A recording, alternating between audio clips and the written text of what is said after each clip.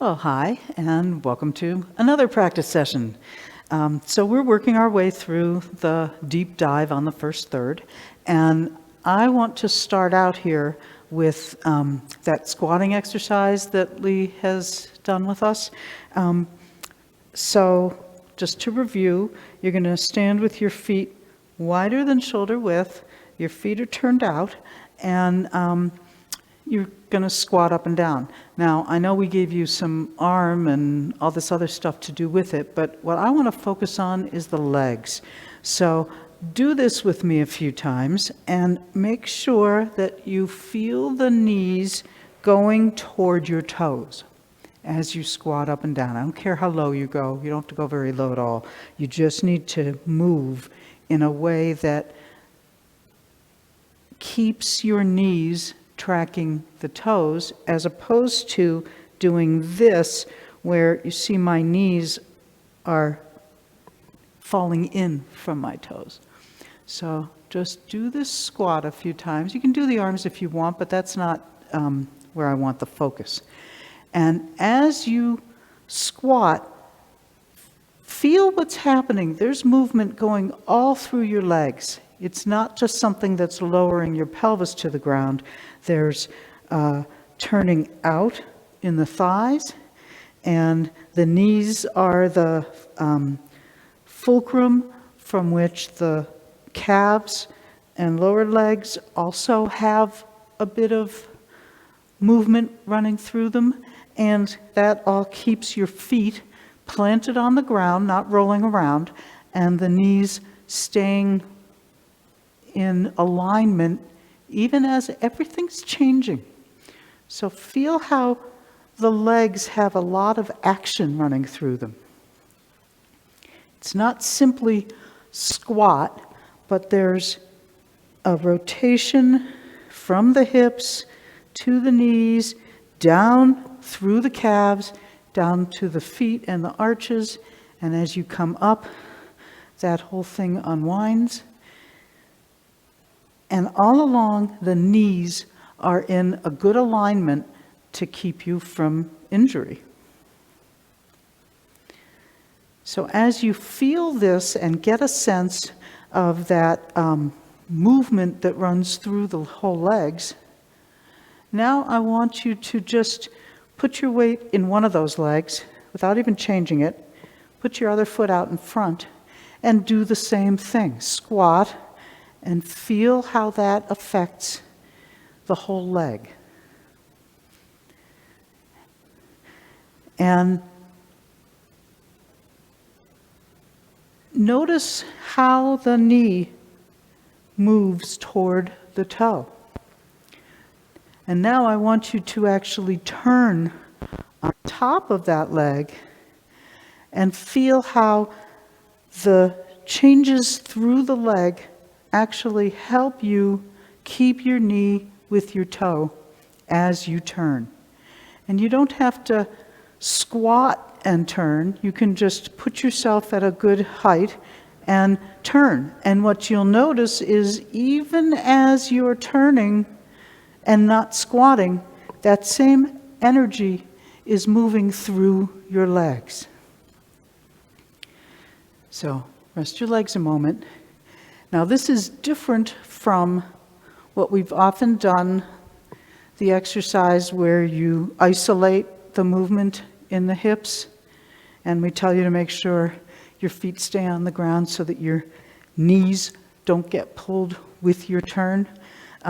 That's just isolating the movement in the hip joints so that you become aware of how to use the hip joints as a connecting piece between the upper and lower body.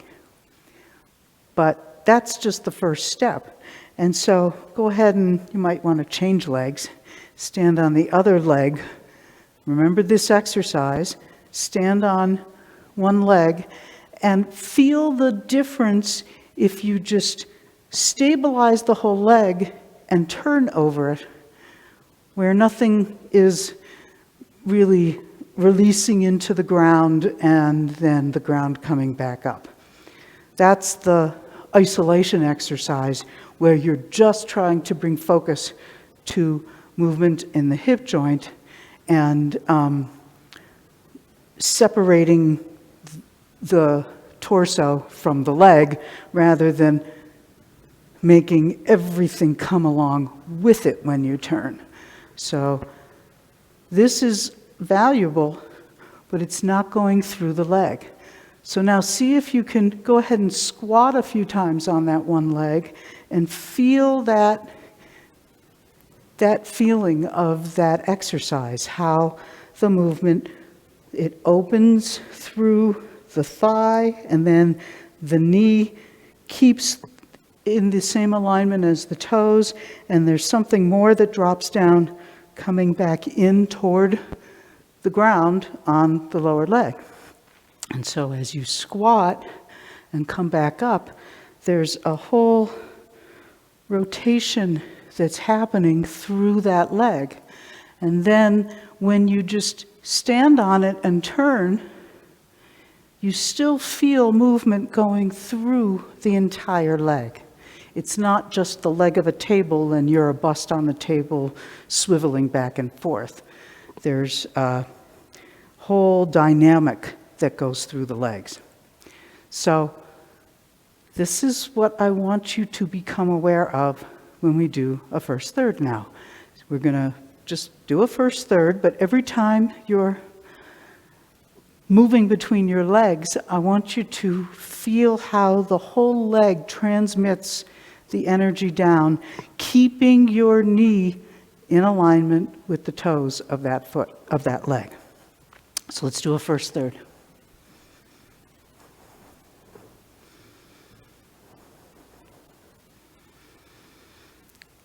And begin right away, feeling that quality.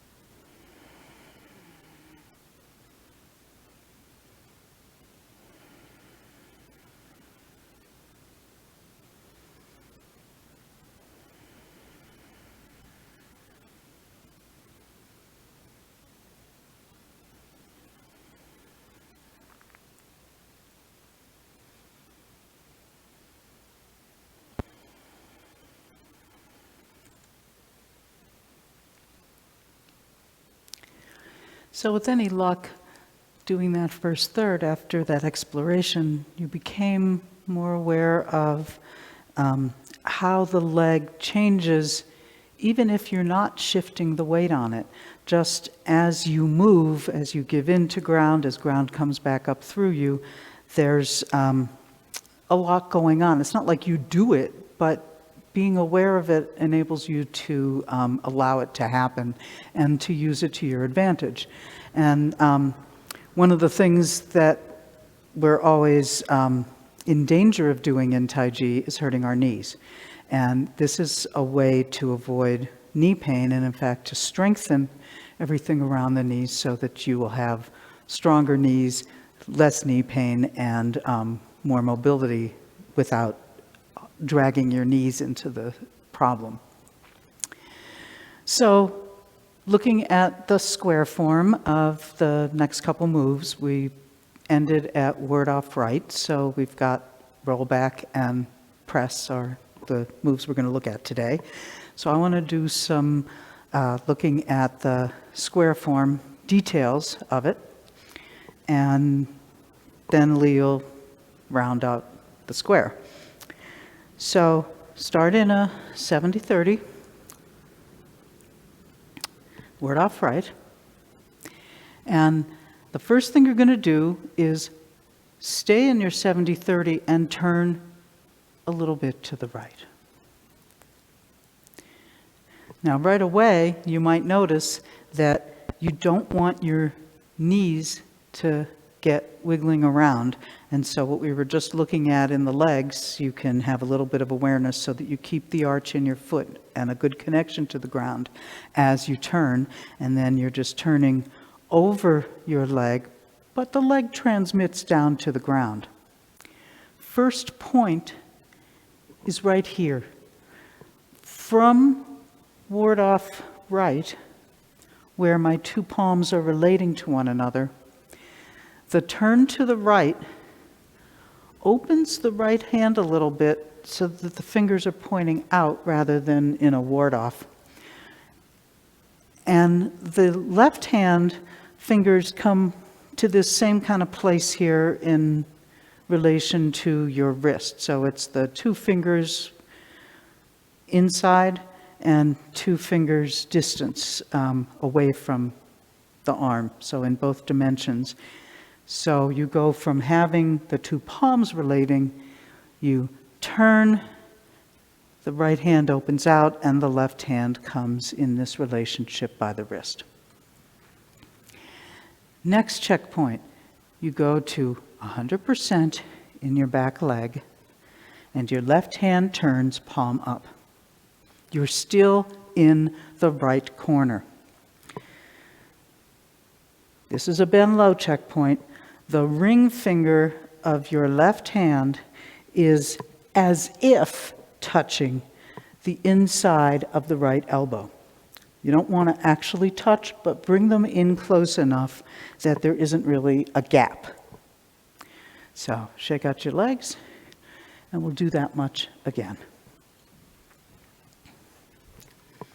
Ward off right, palms relate to one another toward the center line of the body, and turn. Right hand opens up, left by that point in the wrist. All the weight into your back leg as your left hand turns palm up, ring finger inside right elbow. At this point, we're doing square form, so we need to make sure that all the weight is resting in one leg, and at this point it's the left leg. Now, rollback has two sets of checkpoints. You're in a little bit to the right, and you turn, and you're a little bit to the left of center. That's the end of the rollback position, and what comes next is transition to press. So rest your legs, and we'll just look at those checkpoints a couple times before we move on to coming back into press. Okay, ward off right, heart of right palm, center of the body, left hand between chest and chin and right hand. Turn Right hand opens, left fingers by right wrist. Into the back leg, left hand turns, palm up, ring finger by inside of right elbow. All the weight's in your left leg. Keep all the weight in the left leg, turn to the left of center. You're not turning as far as you possibly can. You're just turning to the left of center. You're still 100% in the back leg, but now you're lined up at the other corner. Rest your legs. So one of the reasons I wanted to do that work on the knees is because this move, we're just sort of going back and forth in the stance that we start out in.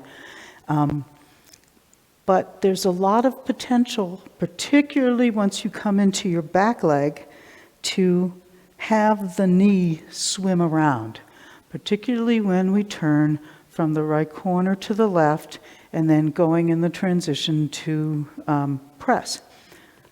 You don't want the knee and the bottom of the foot to wobble around. This could cause real knee pain.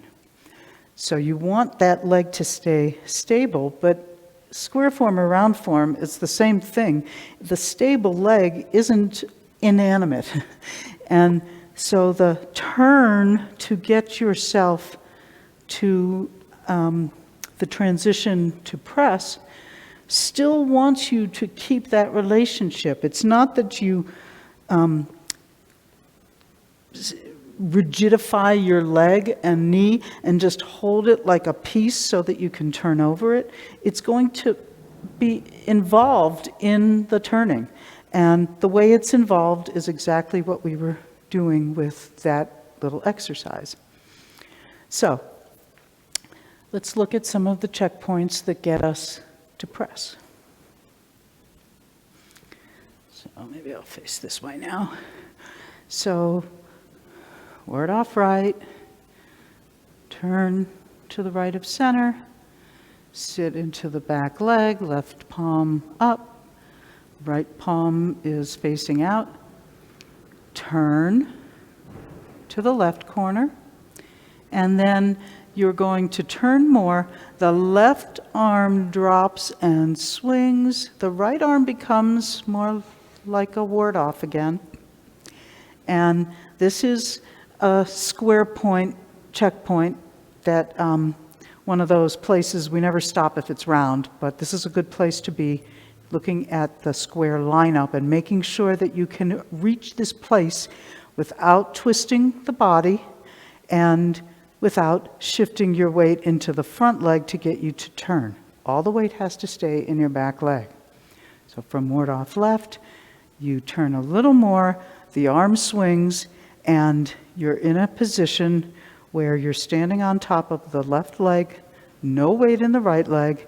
Your right fingers are maybe about the height of your shoulder, no more. Left, yeah. Left arm, left shoulder, left fingers.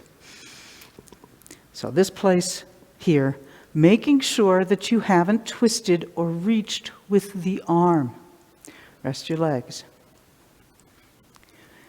The amount that your arm swings to the back corner is completely dependent on the amount that your hips turn.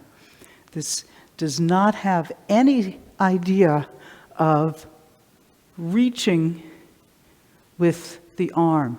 So you see what I just did here. Now I'm twisted up. There's a lot of tension in my arm, and it's because I thought I had to put my arm to the back corner. What puts my arm to the back corner,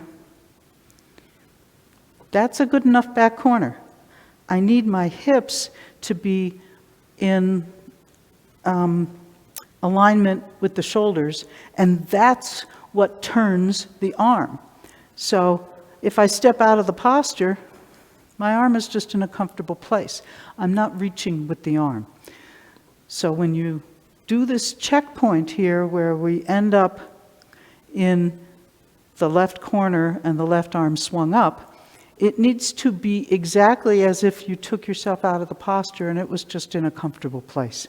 So You don't want to think rear corner so much that you end up putting your hand in the rear corner. It's really wherever your hips drive you to, that's where your arm ends up. And it may be useful to keep in mind that you should be able to see your fingers with your peripheral vision. So when I do this move and I stop at this checkpoint place, I need to be able to look straight ahead and still see my fingers. The minute I can't, that means that I've made the movement happen from my shoulders and that I'm twisted and I'm losing the directed by the waist quality of the movement. So back to ward off right. First checkpoint. Next checkpoint, all your weight's in your back leg. Next checkpoint, you haven't taken the left hand away yet, and you haven't turned as far as you can turn. Now, turn more, left hand drops, swings up, right arm is like a ward off, left arm is, the fingers have come no higher than your shoulder, your elbows a little bit bent, a little weighted, and you're lined up in as far as you can turn your hips. Then turn back toward the front, bringing your left hand over to your right one. And as you shift, when you arrive at the final 70-30, your hands also come together, lightly in position. If you had just one arm, you want to make sure you're not cocking your wrist in any dimension. And when you bring the other hand in, the two don't interleave with one another. And the inside hand also wants to have that nice straight line through the arm out to your middle finger. And the two middle fingers are pointing an equal distance from center together. So if you just replace your hands to ward off right, checkpoint, you turn to the right, left fingers by right wrist. Checkpoint, ring finger by right elbow. Checkpoint, you've just turned to the left of center. Checkpoint, you turn more, your left hand has swung up, your right arm is like a ward off. Next checkpoint, you're going to come back toward the front and shift into your 70-30. Hands come together right at the end. Gently, softly, not pressing on yourself, even though the name of the move is press. Rest your legs.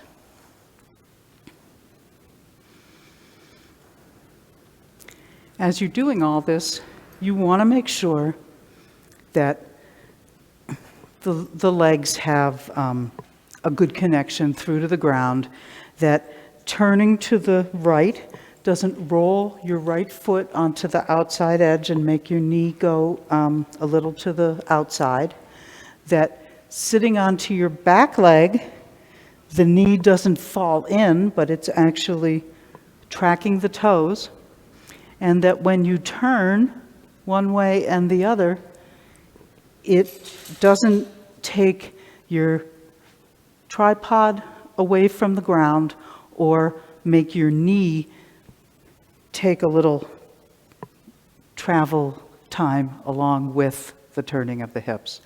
You want that to stay connected to the ground, and then you can become aware of the fact that the leg has the ability to transmit that, and it's not just the leg of a table that you're turning on top of. So let's do this set a couple more times, and then it'll be Lee's chance to round all the corners. Now,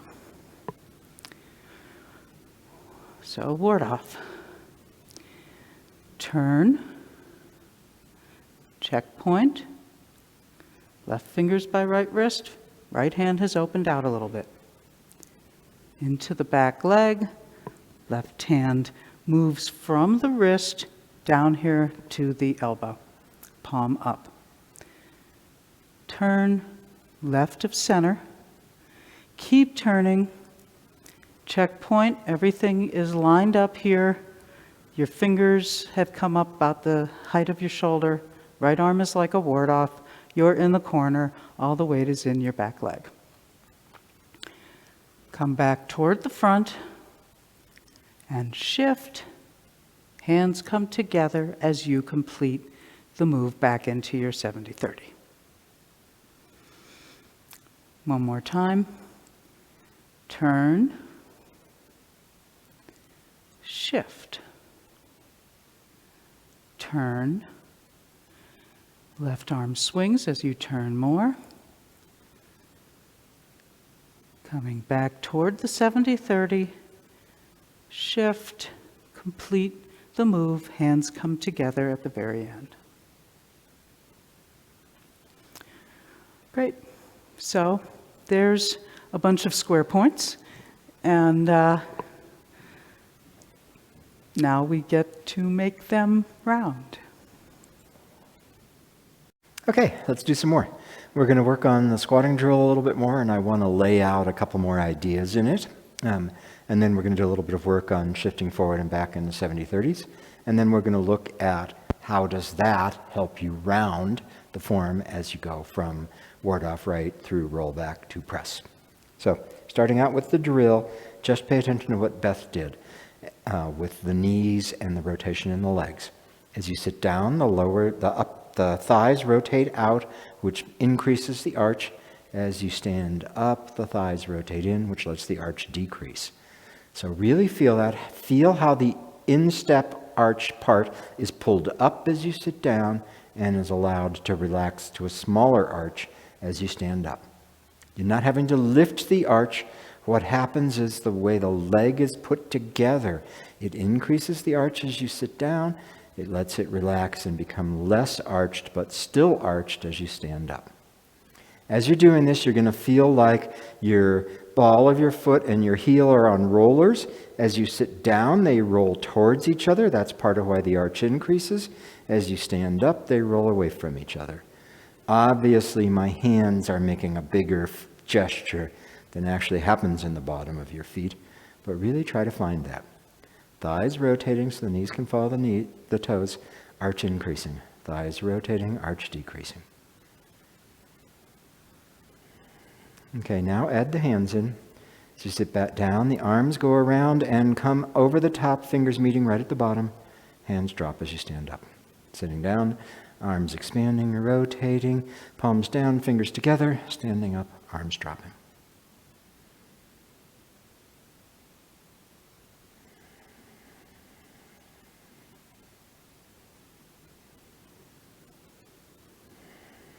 Okay, take a break. So now, a couple other things I want to look at in this. And so this is where you want to watch out for pinball mind, because you're still going to have the action happening in the knees, the upper leg, lower leg, and arch of the foot all harmonizing and coordinating with each other. But you'd have to actually pay attention to these other things. So don't let yourself get distracted while you're doing it. The first of them is the diaphragm. And so the way the diaphragm works is it's bowed up in its relaxed state.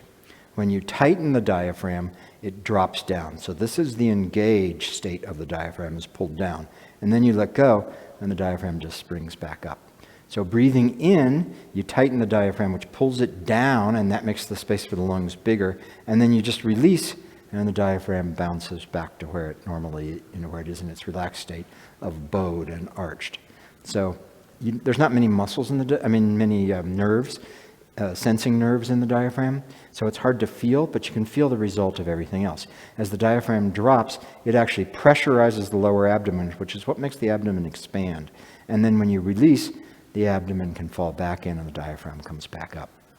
A lot of people breathe in their chests. So what they're actually doing is pulling their bellies in as they breathe in, and that forces everything to happen in the upper chest. And then the belly relaxes and goes out as they breathe out. We want just the other kind of breathing in Tai Chi Chuan. We want to breathe in and have the belly expand, breathe out, let the belly relax, and it'll come back in. So do this a little bit more. I want you to really visualize the motion of the diaphragm and notice its effects on the rest of the body. So as you sit down, you're breathing in, the diaphragm is dropping. As you stand up, you're breathing out, you let the diaphragm relax. Go at your own pace, don't try to match my breathing. Sitting down, diaphragm drops. Standing up, diaphragm comes back up. Sitting down, diaphragm engages, pushes the belly out. Standing back up, diaphragm releases, the belly can come back in. Breathing in, breathing out.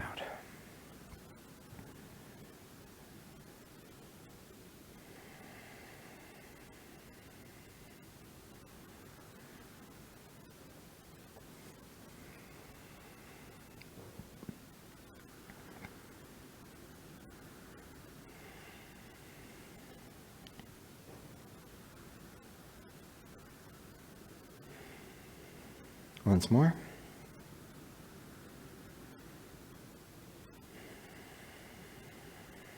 Okay. And then the other thing I want you to pay attention to in this exercise is the way that the torso broadens as you sit down and narrows as you stand up. One of the first places you'll notice it is in the pelvis, and if you put your hands on your butt when you squat, you can feel that the two sit bones actually move apart from each other, and then as you stand up, they come back towards each other. So this is a little personal. You'll want to do it to yourself. So a broadening and then a narrowing. And that continues all the way through the torso.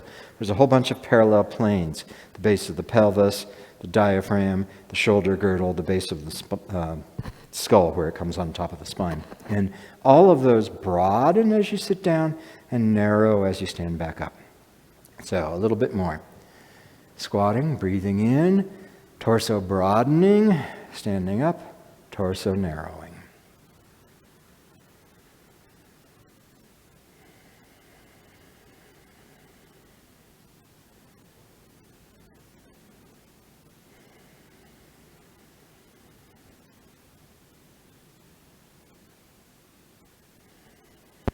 Okay. Sitting down, feel the thighs rotate, feel that increase the arch. Standing up, let the arch relax back down. Thighs rotate, increases the arch. Standing up, lets the arch decrease. Sitting down, breathing in, diaphragm dropping. Standing up, diaphragm relaxes back to the bow. Breathing in, breathing out.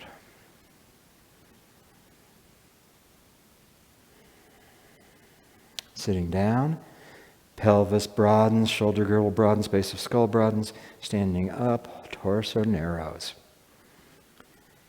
Broadening, narrowing.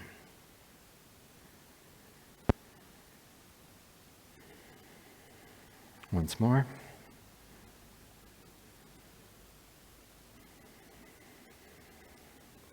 Great. So you have to spend time with this. It won't just come magically, and work through the different pieces. For our purposes, a really important one is what's happening with the rotation in the legs so that the upper leg, lower leg, and foot all work together harmoniously, and the way that that increases and decreases the arch of the foot.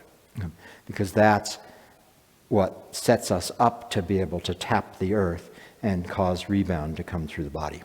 Now, don't do these drills like mindless calisthenics. This isn't going to the gym and working on a treadmill and passing the time waiting for that damned body to become fit. If you do this, you'll certainly build strength in the legs, even if you do it mindlessly. But you won't develop Tai Chi skills if you do it mindlessly. So do the drills, get the skills. You want to have this skill of being able to tap the earth's strength and letting that rebound come through you. This drill is one of the ways to find that. And so pay a lot of attention to the bits we're giving you, and then you'll look at that and see how it rolls out through your form. But you're just wasting your time. Sure, maybe you might get a workout, but you're just wasting your time in terms of developing Tai Chi if you do this mindlessly. I said this on a week ago, but I'd really encourage you to, over these next weeks, start out in the morning doing this squatting exercise a handful of times and really paying attention to all the stuff that we're talking about. Because then your awareness will be tuned to that, so when you do the form, you'll be able to find these subtle changes in the legs, in the arch of the foot, in the bottom of the foot. And then you'll start to see how they can actually enable the motion of the form or not. So now the next thing I want to look at is shifting in and out of 70-30s. Right? And so we've talked about this before, that the shifting is as if it was on the surface of a shallow walk, WOK, or a half pipe with a skateboard. So when you go from forward to back, I'm on the front, I sit down, which moves me back, I'm into the bottom of the walk, I come onto my rear leg, which raises me slightly. I sit down to come forward, I come on to the front foot, which raises me slightly.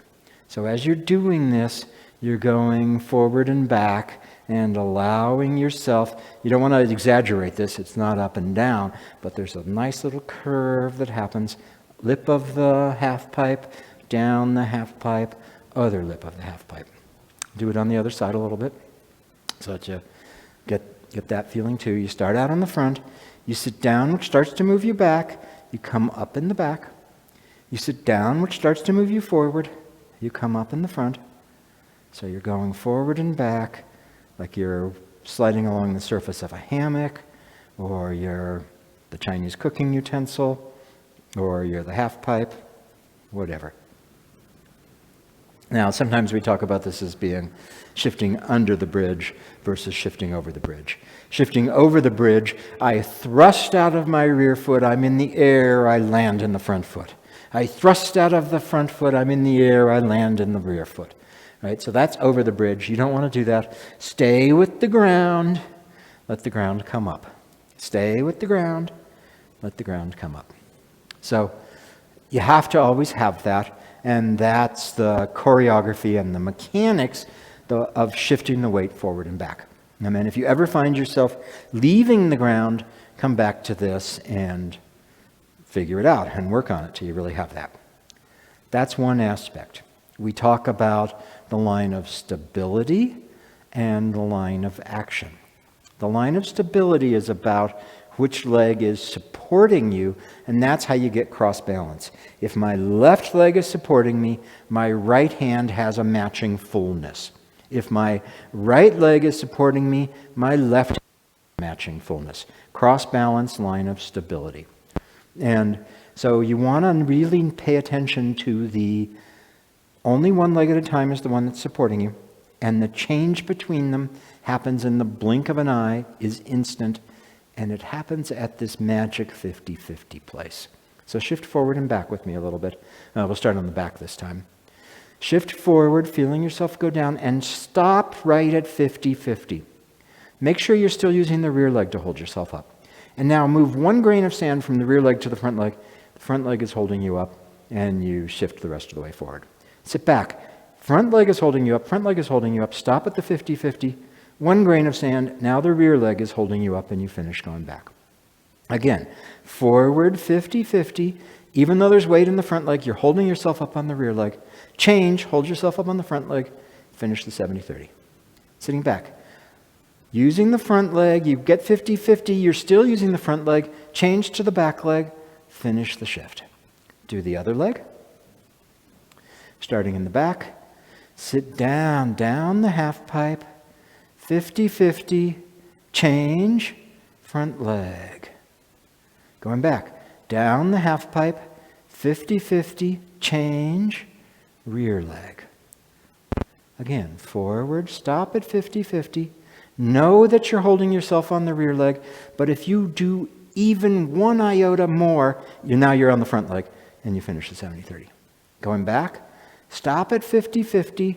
You're using the front leg, but just one bit more, and you're using the rear leg. Again, forward, 50-50, change, front. Back, 50-50, change, rear. So you'll want to spend time to really know that you're only using one leg at a time while you do that. And you can find that 50-50 change point. One of the reasons we spend all this time in 100%, wherever we are, and we're sitting back here and we want to make sure you're 100%, is because it's really easy to notice. And the tendency is to actually still be using both legs. And then I realize I'm not actually 100%. But even when you're in the process of shifting, you're still only using one leg to support you.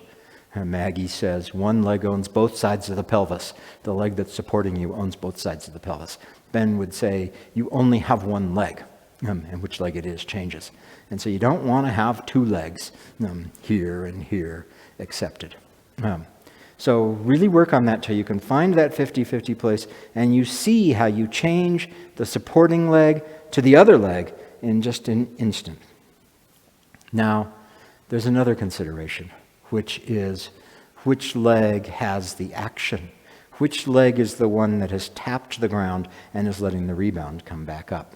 And this is where it can get a little confusing. You want to be careful, and you have to study this carefully because the naive approach is exactly wrong. The naive approach will say that as I'm coming forward, I'm thrusting out of the rear leg, which takes me over the bridge, and then somehow I land in the front leg. And when I'm coming back, I'm thrusting out of the rear leg, which takes me over the bridge, and somehow I land in the rear leg. So you need to make sure you're still doing the hips in the path of a shallow walk thing, even as we do what I'm about to talk about, which is that the leg that has the action is not always the one that has the supporting, the weight. Some places, obviously, it does, right? Coming from shoulder strike into white crane, everything's happening in my right leg. The left leg, empties right away, and it's empty all the way through here as I come into white crane. So both support and action are in my right leg. A lot of times they're not in the same leg. And so let's talk about this a little bit. I'll try to get you the feeling, and then we'll come back to the form. So from 70-30, either one. Sit down. Oh, and there's actually one more thing I need to say first, which is where is the motion of the torso happening? And the motion of the torso isn't quite where you think. When I'm coming forward, I'm 100% in the rear leg. As I move forward, my torso is moving a lot. I get to 50-50, and I change, and as I finish the 70-30, my torso doesn't move much. So watch me doing that again. Torso is moving a lot as I get to 50-50. I hit 50-50, I complete the 70-30, torso didn't move much. Going back, same thing. I'm sitting back, my torso is moving a little bit, but when I hit 50-50, most of the motion back happens after that while the rear leg is supporting me. Right? Again, I'm in the front, I'm sitting down, torso moves a little bit, I hit 50-50, now I'm standing on the rear leg. That's where most of the torso motion is. Coming forward, torso moves a lot, hit 50-50, not much torso motion for the end. So the walk or the half pipe that we're sitting on isn't symmetrical. The walls aren't vertical. You don't drop, go across the bottom, come up. But they're not equal. The wall off the front leg is steeper than the wall on the rear leg. So the rear leg, you slide down a long way, and then you come up a steeper edge. Coming from front to back, you slide down a fairly steep thing, and then you've got a long way back. So let's do that shifting a little bit so you can really perceive in yourself that motion of the torso. So starting out in the front leg, sit down. When you hit 50-50, the torso hasn't moved much. And now sit back, the torso moves a lot. Going forward, sit down, the torso moves a lot. 50-50, finish the 70-30, the torso doesn't move much. Again, sitting down, torso doesn't move much. Sit back, torso moves a lot. Rear leg, sitting down, 50-50. Change to the front leg, torso doesn't move much. Change legs, do it on the other side. In the front. As you sit back, the torso doesn't move much when you hit 50-50. And then as you complete it, it moves a lot. Coming forward, the torso moves a lot to 50-50. As you complete it, it doesn't move much. Again, sitting back, 50-50 comes soon. Long way into the back leg. Sitting forward, 50-50 takes a long time. And then not very much into the front leg. Again, torso doesn't move much, 50-50. Torso moves a lot. Coming forward, torso moves a lot, 50-50. Torso doesn't move much. So, I'm going to say this over and over. You have to practice this.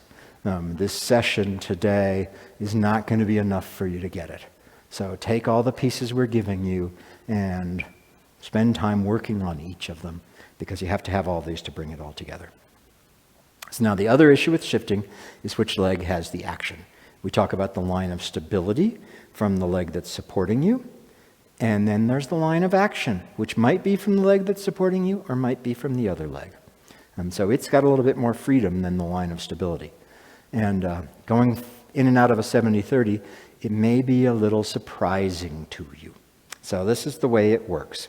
If I'm in the back of a 70-30, I sink down. As I do this, I reach the ground in my rear foot, and now I changed my front foot is supporting me, but the motivation, the action, comes rebounding through the rear leg and moves me into the front of the 70-30. Sitting back, I sit down on the front leg, I hit 50-50. The rear leg's going to take over, but the rebound comes through the front leg and moves me back. So, going forward, I'm sitting down on the rear leg, which brings the body forward. I reach the bottom right as at the 50-50 place. I change into the front leg, and I allow the rebound to come through the rear leg. It doesn't move me very much, but that forward action is in the rear leg. Sitting back, I sit down on the front leg, I reach bottom in the front leg, the rebound comes through the front leg and moves me back. So the big motion in the back is the result of the rebound in the front leg. The big motion in the front is just getting down to the ground, and then the rebound doesn't move my body much, but that takes me into the 70-30.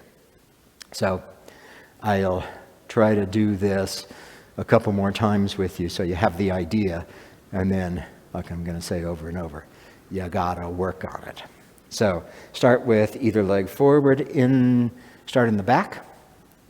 Sit down, feel it going down through your rear leg, feel the ground right at 50-50, change to your front leg, and let the rebound come through the rear leg and take you forward. Sit down in the front leg, moves you back a little bit, feel the bottom of the front leg, change to the rear leg, let the rebound come through the front leg and move you back. Forward, going down the rear leg, 50-50, up through the rear leg. Going back, going down through the front leg, 50-50, up through the emptying front leg. Down through the rear leg, 50-50, up through the emptying rear leg. Going back, down through the front leg, 50-50, up through the emptying front leg. Change sides. From the back, let yourself just drop down through the rear leg, 50-50, feel the ground in the rear leg, let it come up through the emptying rear leg. Torso didn't move very much. Sitting back, down through the front leg, 50-50, rebound comes through the front leg, torso moves a lot. Forward, down through the rear leg, torso moves a bunch. Up, torso didn't move much. Back, down through the front leg, torso doesn't move much. Rebound comes through the front leg, moves you back. Have I done both sides? Okay, great. We had a recording glitch earlier, so this is the second time I'm running through this, and it's hard to remember what I've done and what we already talked about. So,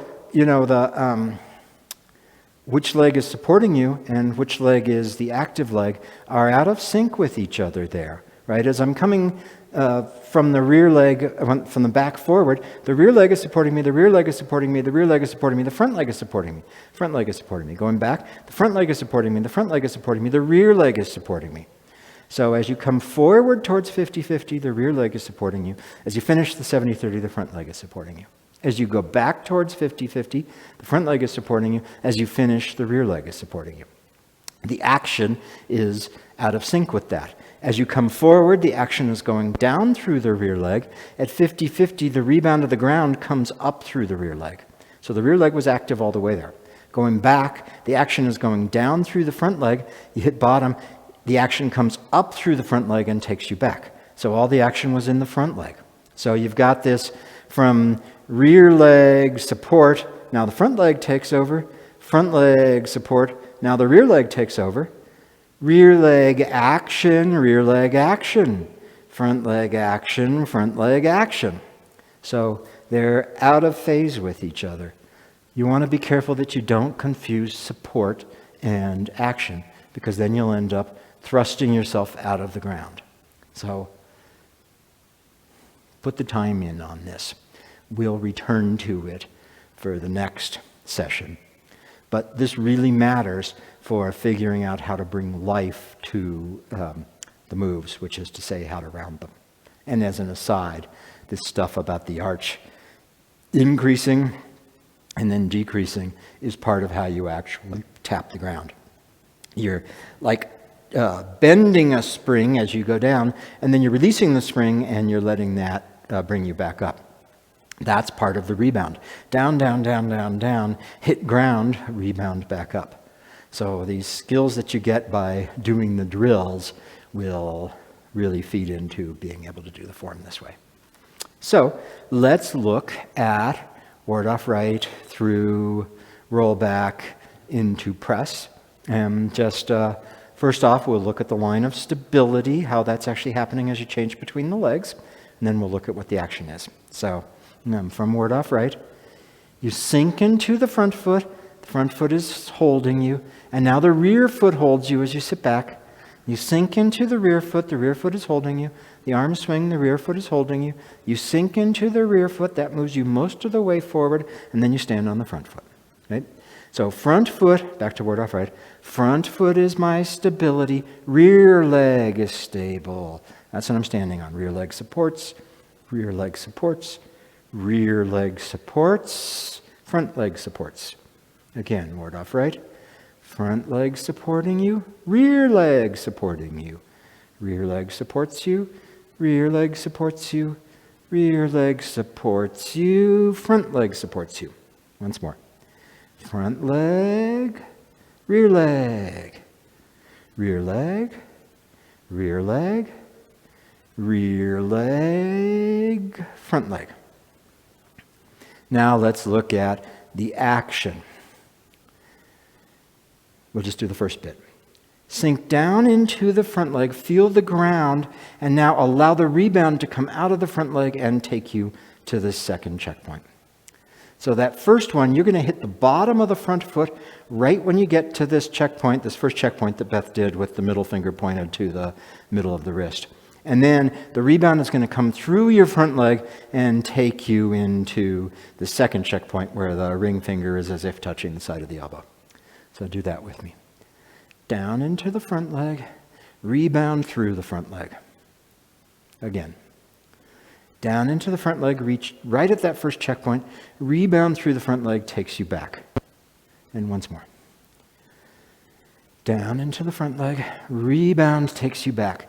And now, drop into the rear leg. Right as you hit this third checkpoint, the end of rollback, you've hit the ground in the bottom of your rear leg. That means the arch has increased, the thighs have rotated, all that jazz has happened right as you get to this third checkpoint. So do that again. Sink, rebound, sink. And once more. Sink. Tap the earth through the front leg, rebound. Sink, tap the earth through the back leg.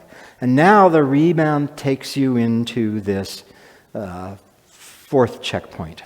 So that hit the ground in the rear leg, it comes back up, it takes you into the fourth checkpoint. Then you're dropping through the rear leg right to the 50-50 place, rebound takes you into press. So let's shake your legs for a second and let's do that again. Really coordinating those checkpoints, the square form checkpoints, with the places where your direction changes relative to the ground.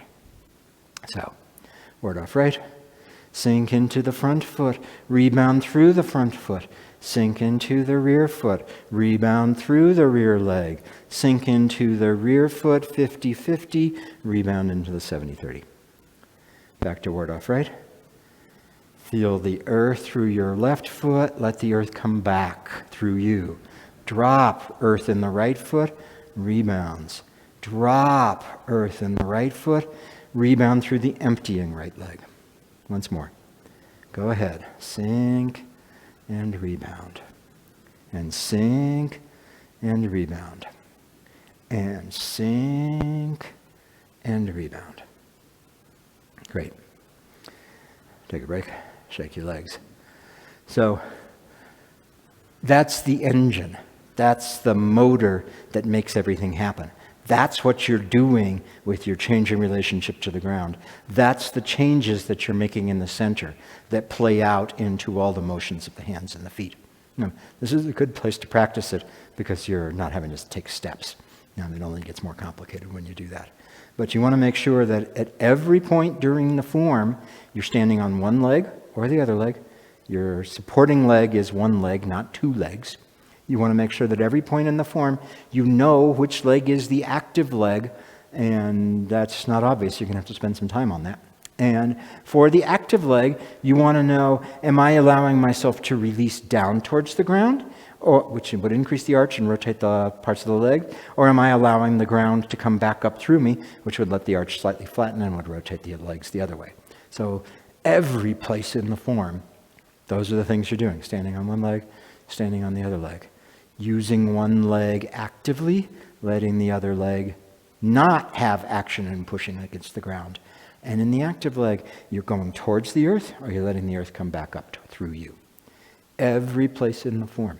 And so as you go through the form, you're going to find places where you're not doing that, you don't know what's going on. You can always ask us questions.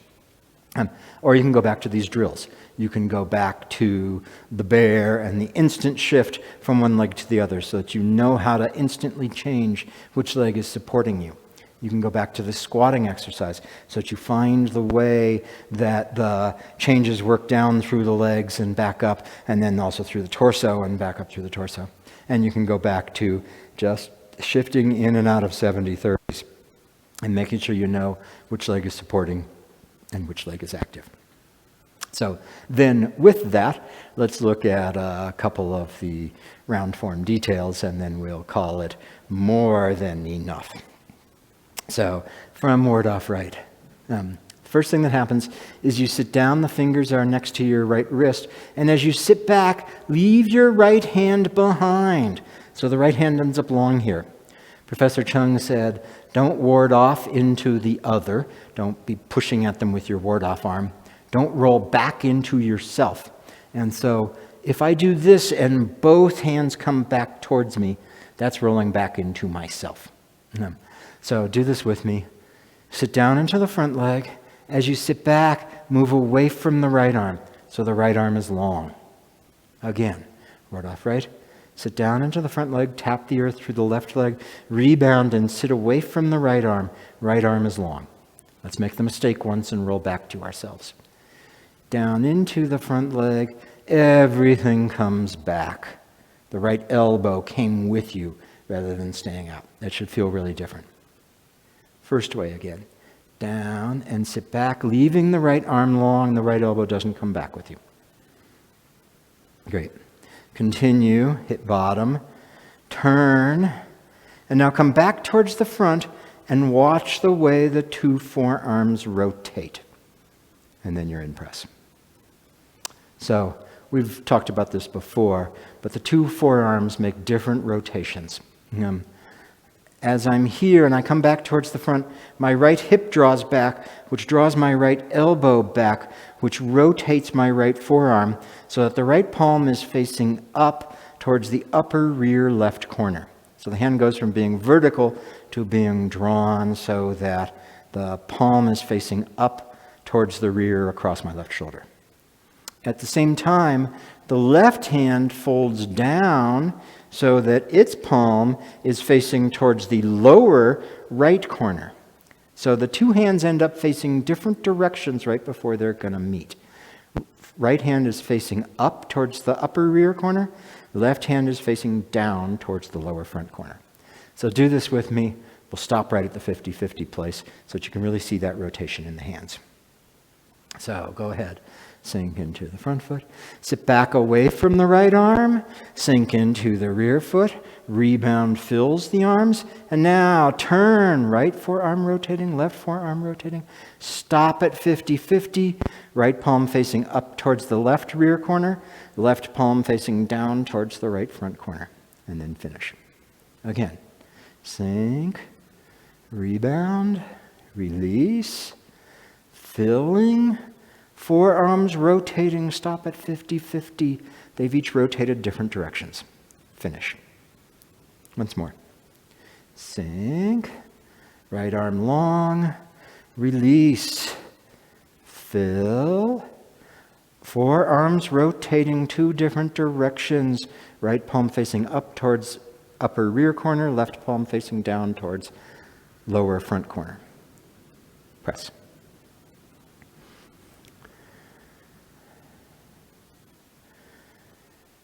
Rollback is about bringing an energy, going with it and diverting it so it goes past you.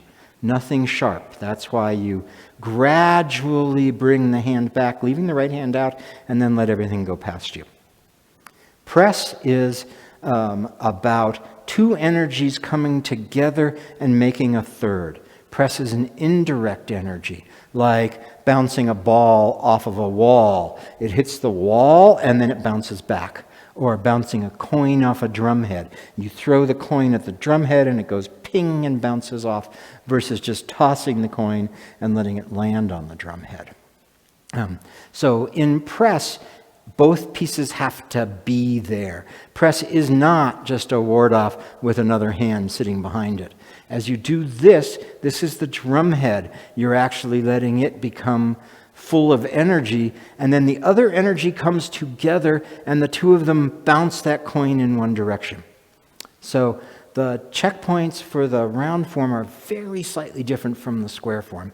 With the square form, we really don't want you to put your hands together until the end. We really want you to do this like this, where you come across, and the hands are not together, the hands are not together, the hands are not together. Right at the end, they touch. And the reason we want you to do that is because if we don't do that, people end up shoving. You'll end up being like this. The hands will be in close, and you'll shove. And that is not at all the energy of bouncing the coin off the drum head or bouncing the ball off the wall. That's taking some deflated ball and pushing it into the wall and pulling it out of the wall, rather than letting the inflation and the spring in the ball create that, or the tautness in the drum head be something that the coin can bounce off of. But when you're doing the round form, the hands will meet right at the 50-50 place. And you know, because of what we've been doing for the last half hour, you know that the body doesn't move much. So it really looks like they're connecting at the end.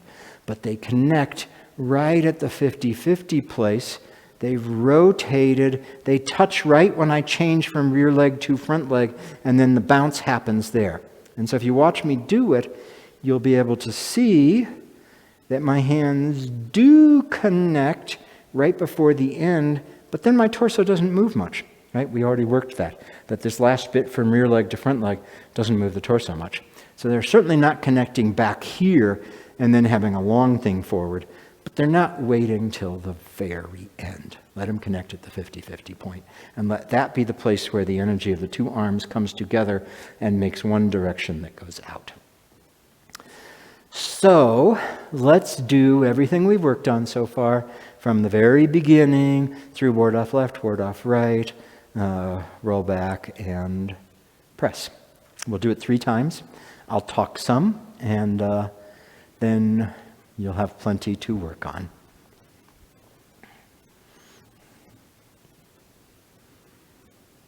So go ahead, release down through the right leg. Hit the ground and rebound. That moves you and turns you. Release down through the left leg. This time feel the ground in both feet. Let the rebound come up through both legs. Release the arms. That starts them moving. Follow long curve from feet to fingertips. Hands slide back on the invisible tabletop. Arms rebalance. Fingertips awake. Going down towards the ground. Fill and release. Motion along the length of the right forearm. Gather down into the right foot. Fill and release. Right finger's going right by the left wrist. Fill into ward off. Release, top hand turns over. Rebound turns the bottom hand, both hands at ball of air. Step, 50-50, action through the rear leg. Down into the front foot, hit the bottom and the right foot, sit back, right arm is long. Down into the rear leg. Rebound through the rear leg, everything inflating. Back down towards the front, both arms moving different directions. Hit the bottom, rebound out into press.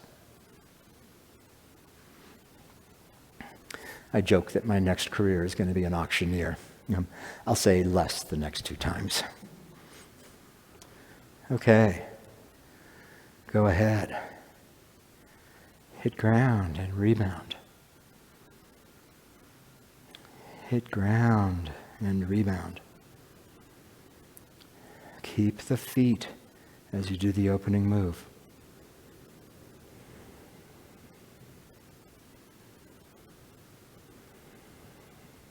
Fill and release along the length of the right arm. Ground and rebound. Right fingers by left wrist. Expansive. Ground and rebound.